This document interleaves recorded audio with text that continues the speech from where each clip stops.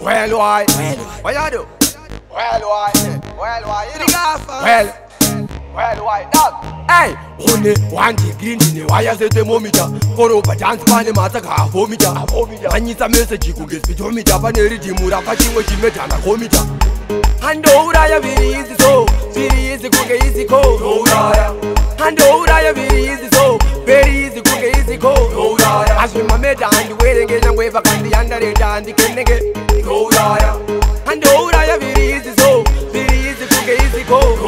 Ndoponda pitori kanda ba mahito, ndotonda pitori nyorera risino, ndoronda pitori kanda mu street no tendere zazingoma kunge ziri pa repeat no. Ndoponda ando rando batando siya ne zironda ando ndotonda ndoronda rikunya nyofunga kapita ridi muraonda ndoraya ando uraya very easy so, very easy kunge easy ko.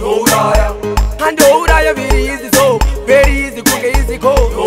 As we mameda and waiting and wave up on the under it and the kenege. And oraya very easy so, very easy kunge easy ko. And oraya kunge king kong karapasi wumbo terera relax and sit down.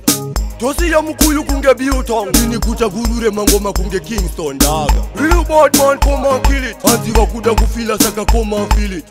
Doma uraya ni bad man bullet, apano kuda chitororo when a bad man rule it dog. And oraya very easy so, very easy kunge easy ko. And oraya very easy so, very easy kunge easy ko.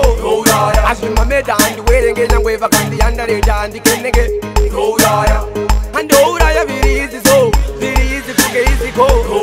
Ndoponda pitori kanda ba mahito, ndotonda pitori nyorera risino, ndoronda pitori kanda mu street no tendere zazingoma kunge ziri pa repeat no. Ndoponda ando rando batando siya ne zironda ando ndotonda ndoronda rikunya nyofunga kapita ridi muraonda ndoraya ando uraya very easy so, very easy kunge easy ko.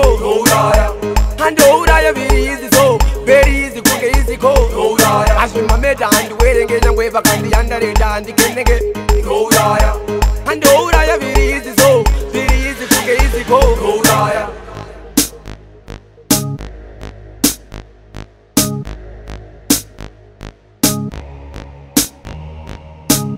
Malotip.